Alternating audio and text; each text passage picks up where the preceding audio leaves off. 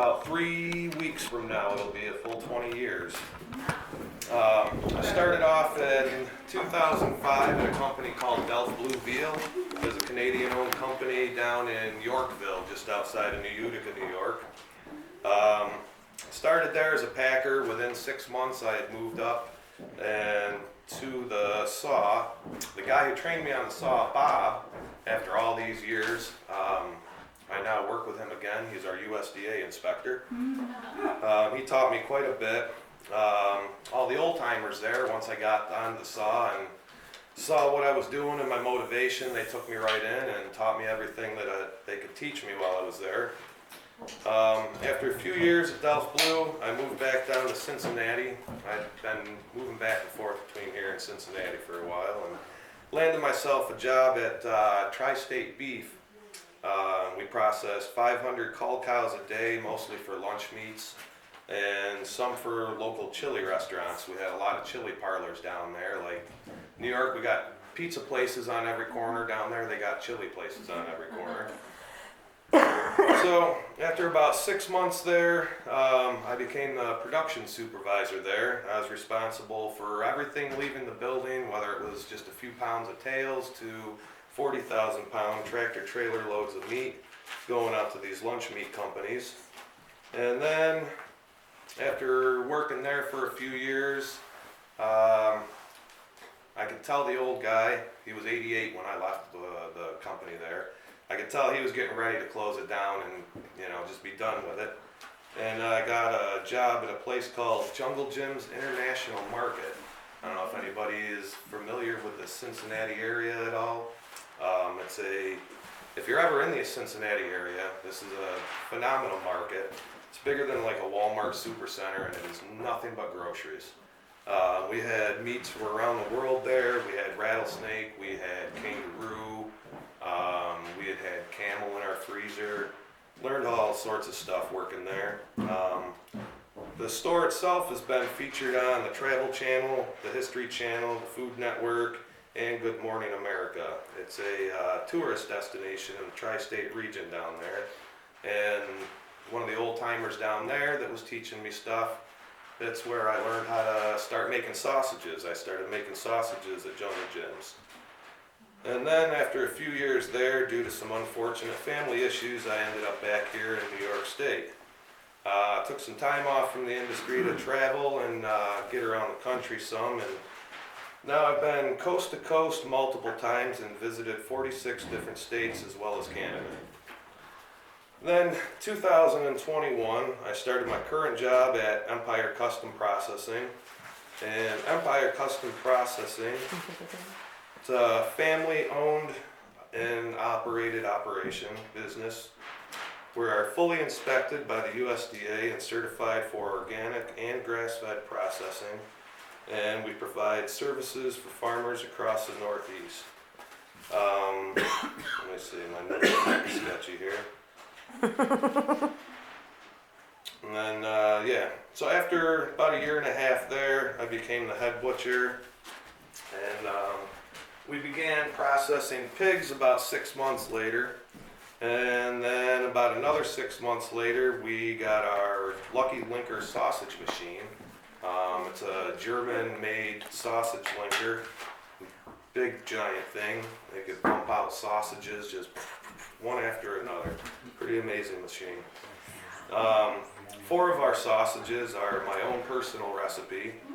I make a beer brat using Utica Club, which is our local brewery out of Utica, New York. It was in fact the first brewery in America to start serving alcohol after Prohibition ended. They were serving it the whole time. I also make a Jamaican jerk sausage, a pumpkin spice breakfast sausage, and our chorizo is my own personal recipe. A year later brings us to our current expansion with the addition of a small smoker. It can fit approximately 6 pigs in there, depending on the size. And we're expanding into ham, bacon, sausage, or smoked sausages, as well as jerky and other smoked products. Let's see, now as I get more into the entire process here, I'd like to mention the family that owns Empire, the Curtin family. They are a third generation farm family that started in 1964 with 30 cows. Today, Bridgewater Farms is one of the largest dairy farms in Oneida County, milking over 3,500 Holsteins every day, and they farm over 9,000 acres. A lot of their milk goes to another local establishment, Chobani Yogurts. They also have a small herd of Black Angus, which we process for customers. Anybody that calls us up looking for a half or a quarter or a whole cow, we just call up the farm down the road and they provide us with what we need.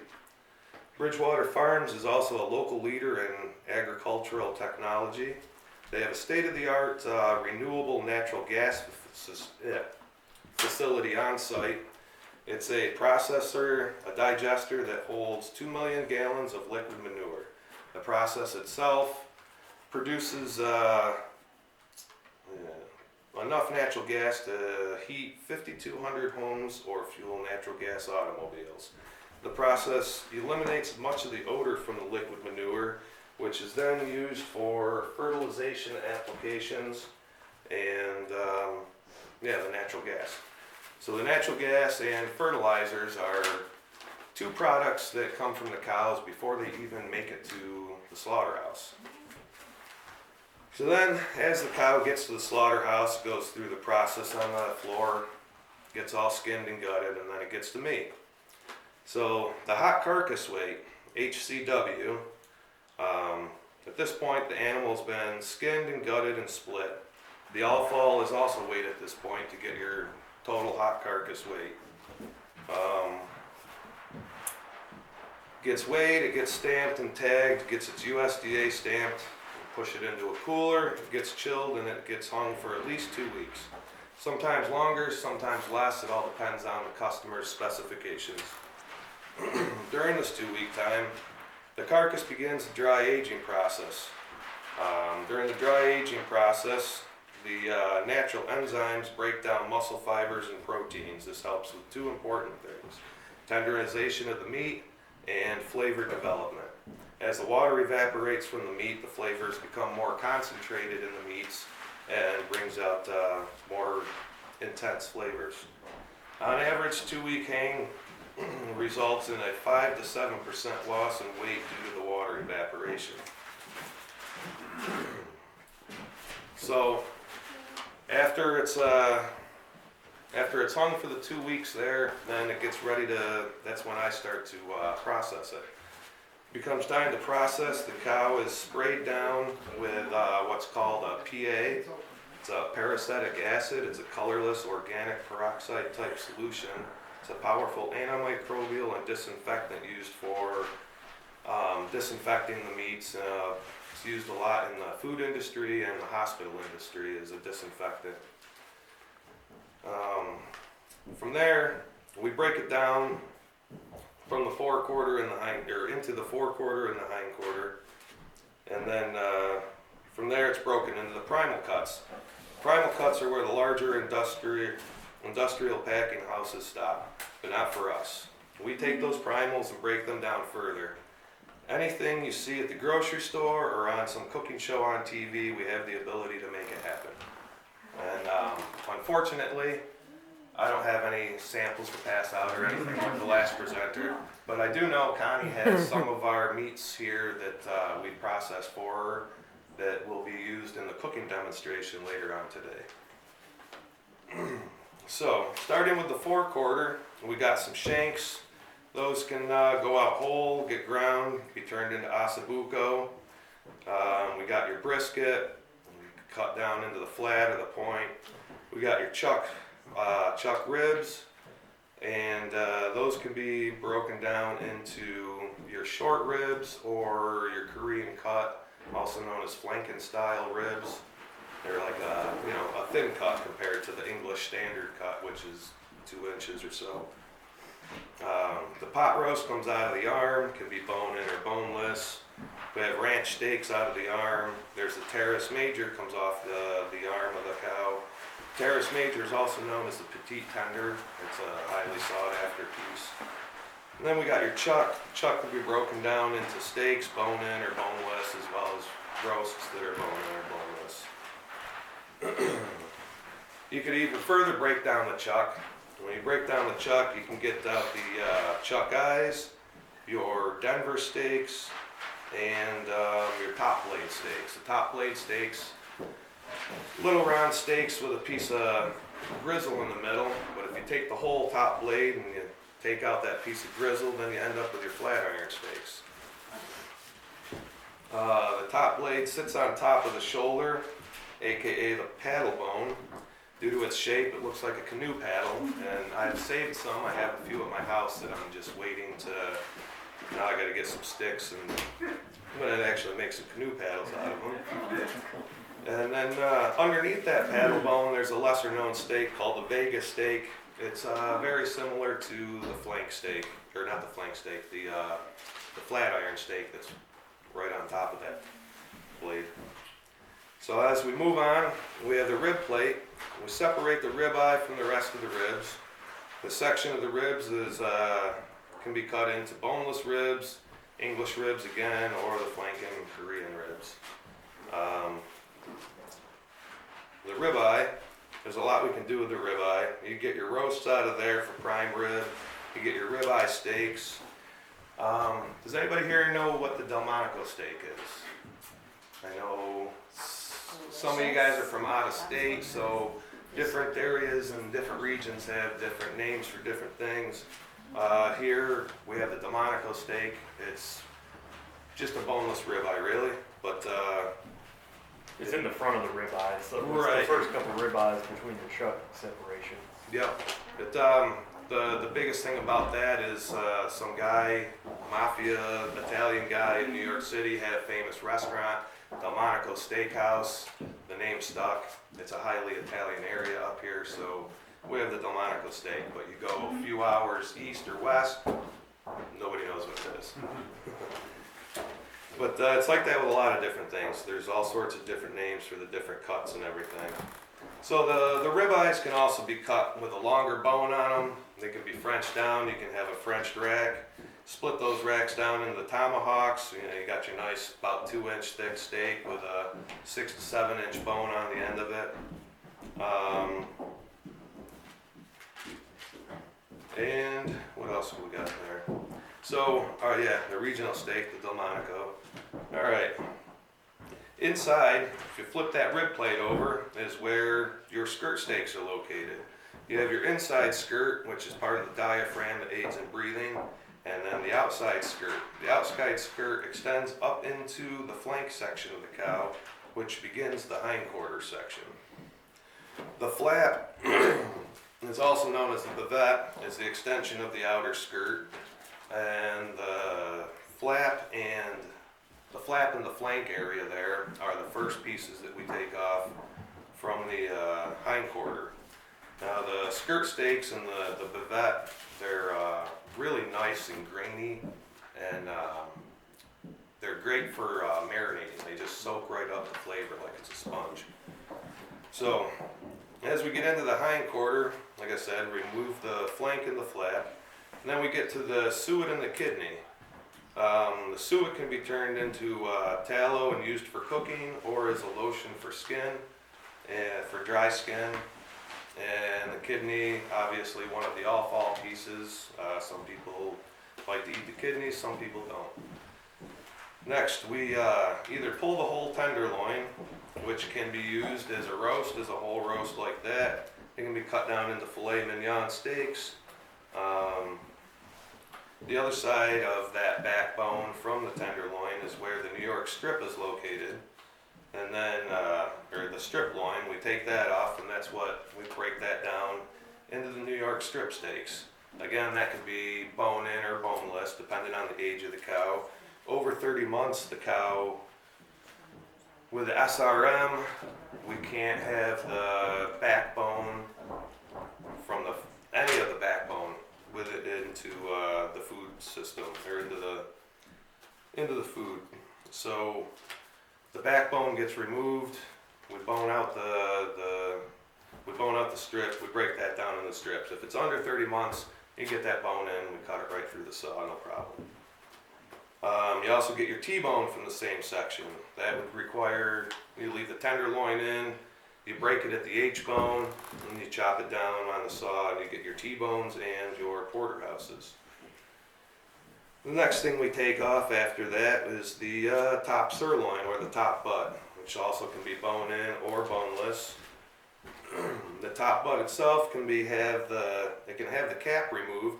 The sirloin cap is also known as the picanha.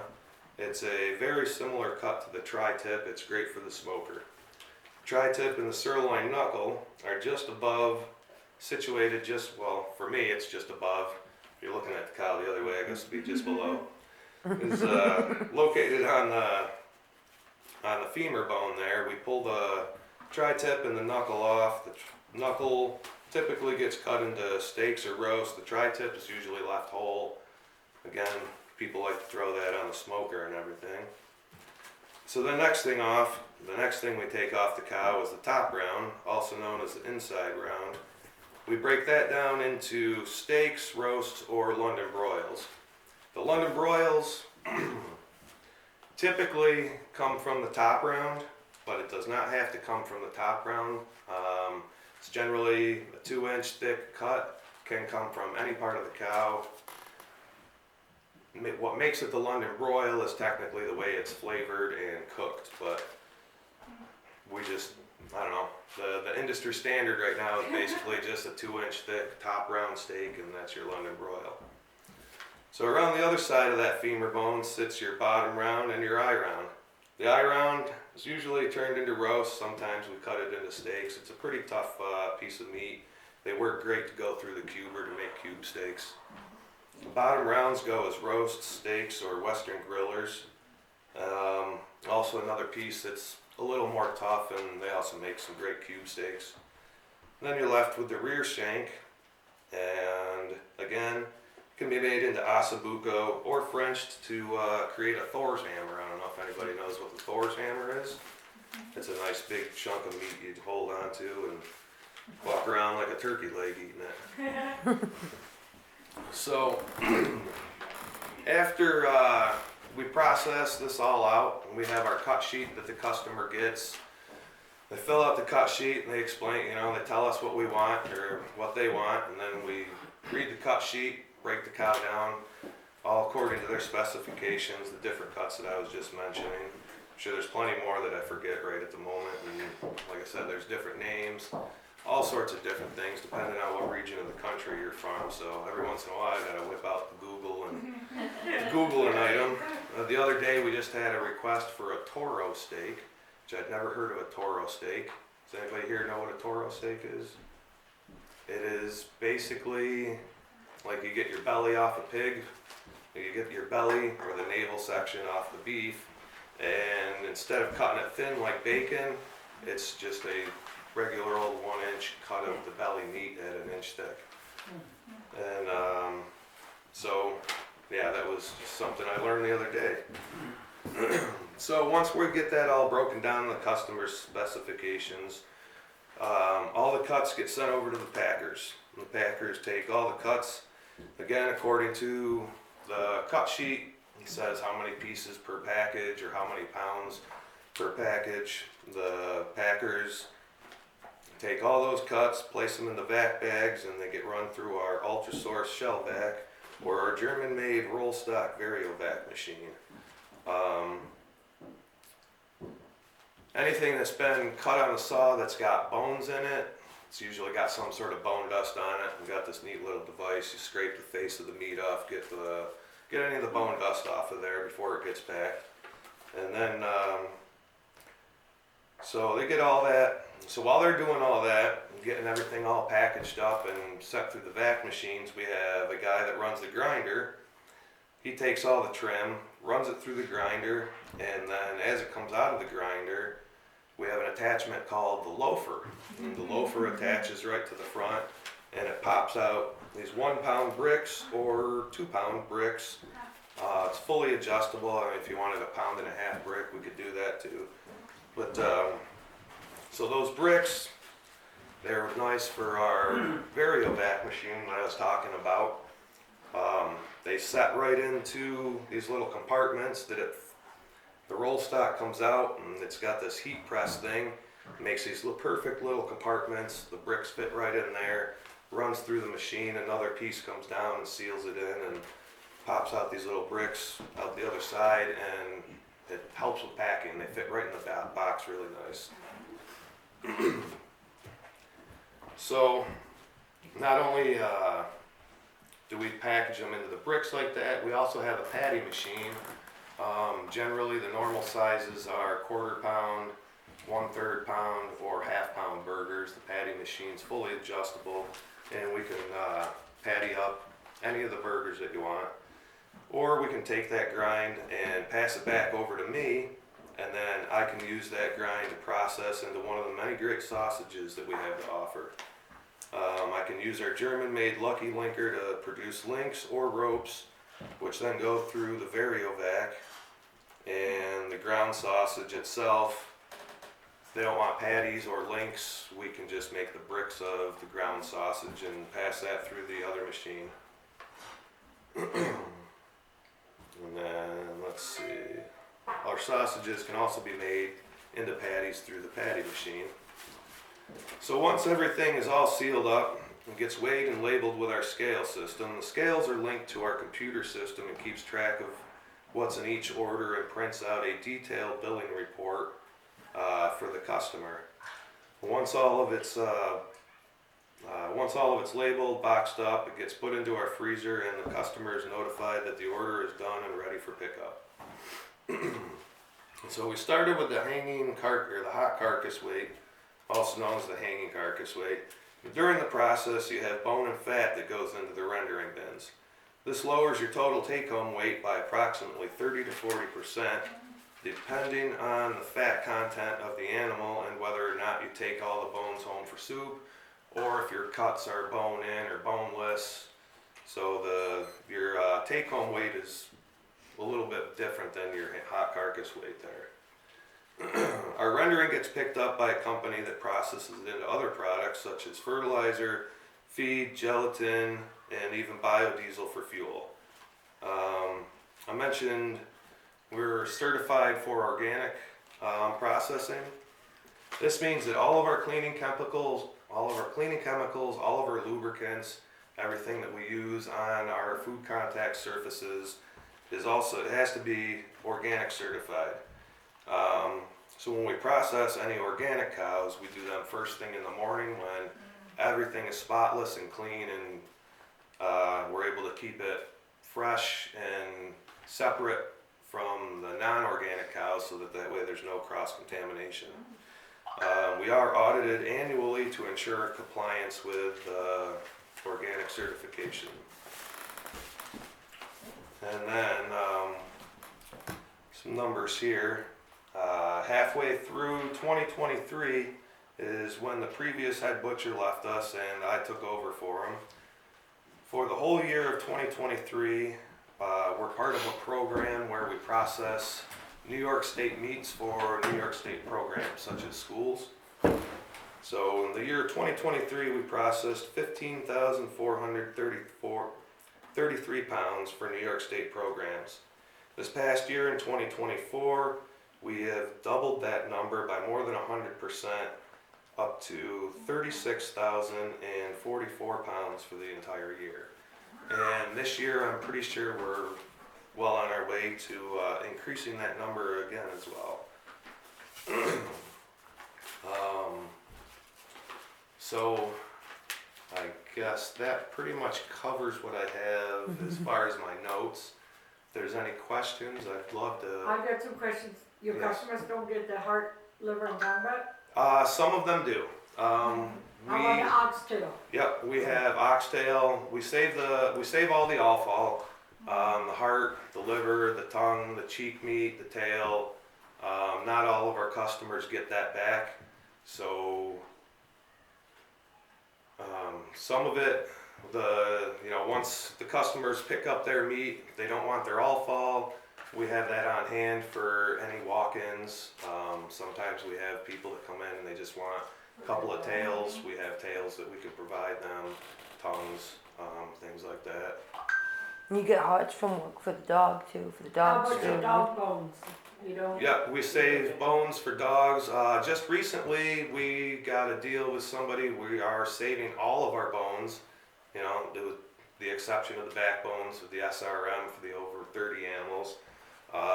They're buying the big well, it's not 2,000 pounds. It would fit 2,000 pounds of meat, but the big bone, big huge cardboard combos of bones. We're sending out a few of those a week to a company that is, they take them and sell them to another company, and it gets processed into bone broth. So that your customer doesn't get his bones back, or he has to ask for it? That's all up to them. If they want their Okay, bones, we okay. save the bones, and the customer gets the bones back. If not, they were going into the rendering, but now we have a deal with somebody else and cut down on our rendering costs and make a little bit of money off the bones. Yes. What's your favorite cut? My favorite cut, I like the New York strip and the tenderloin. Okay. So basically, I mean, a porterhouse would be good for me.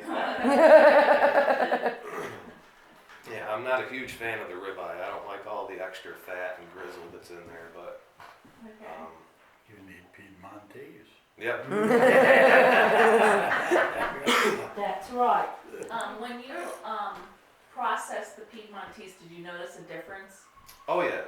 Okay. Yeah, I do notice that the muscles definitely seem bigger, and it does seem really tender for a cow that doesn't have a lot of fat content, or you know, it definitely cuts different. You can notice when you're cutting the cows, you can see the difference in like the grass fed compared to the grain fed and the fat content and everything else. But yeah, that's. Color as well? Color, yeah. Color, I want to say the Peidmontese, it seemed like a deeper, like almost purplish red, Yeah, that's. whereas like the Angus is, you know, your bright red with your white marbling to it. Okay, yeah. The color-wise, what I've noticed is closer to a dairy. Yeah, You know? yeah. There's more type 1 muscle fibers in them compared to other breeds. So type 1 muscle fiber, you'll have more myoglobin, it'll make it a little darker. You ever had anyone request what I've heard called hot boning? Cutting it without hang time. We don't generally do that where I'm at.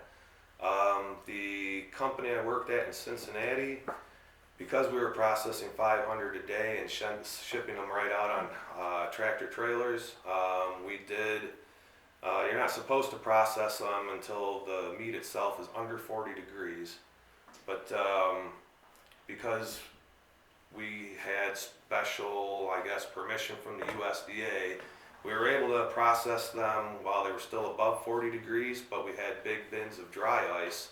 And as the meat came off and went into the combos, we had to sprinkle dry ice and then layer it dry ice, and because the dry ice evaporates completely and leaves no water, you know, excess water weight, and it keeps, I think it's like 110 below zero or something like that, so it rapidly chills the meat right down. I'm I sure asked- it's harder to cut that way too. When it's hot, Yeah. yeah, it's real sloppy and floppy, and it's, yeah. I asked because I have a customer who has mast cell activation syndrome. The longer it hangs, the more histamines are produced, and he was having